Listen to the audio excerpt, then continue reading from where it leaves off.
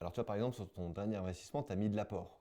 Franchement, si on s'était connu un peu plus tôt, je suis certain que tu n'aurais pas eu à mettre d'apport. Pourquoi? Parce que faut savoir pourquoi la banque demande de l'apport. La banque, elle demande de l'apport, on va prendre, on va dire, je connais les prix, mais là, on va faire des montants arrondis pour simplifier les choses.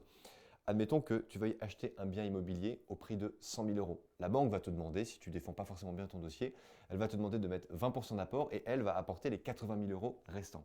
Donc pourquoi est-ce que la banque, elle te demande 80 000? Pourquoi? Parce que elle va prendre une sécurité sur la totalité du bien. Ce qui veut dire que si tu rencontres un accident de crédit dans les années qui suivent l'achat, la banque va prendre une sécurité sur la totalité du bien. Elle va porter le bien justement aux enchères et elle est sûre de pouvoir obtenir au minimum 80 000 euros parce que souvent il y a une décote lorsqu'on vend le bien aux enchères. Mais vu qu'elle a pris une sécurité sur un bien qui vaut 100 000 euros, elle ne t'a apporté que 80 000 euros, elle sait sécuriser.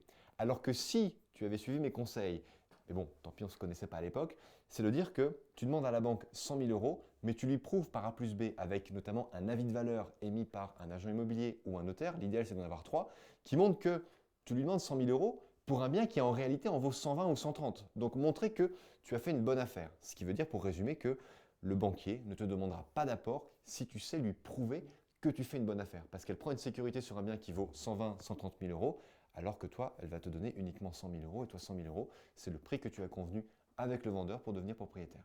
De cette manière, tu n'as plus besoin d'apport à mettre. Et moi, toutes les personnes que j'accompagne, ne mettent jamais un seul euro d'apport. Et si vous voulez faire partie de ces personnes-là, n'hésitez pas à cliquer sur le bouton dans la bio pour justement participer à mon programme d'accompagnement avancé. On vous tient la main jusqu'à l'obtention de vos premiers loyers.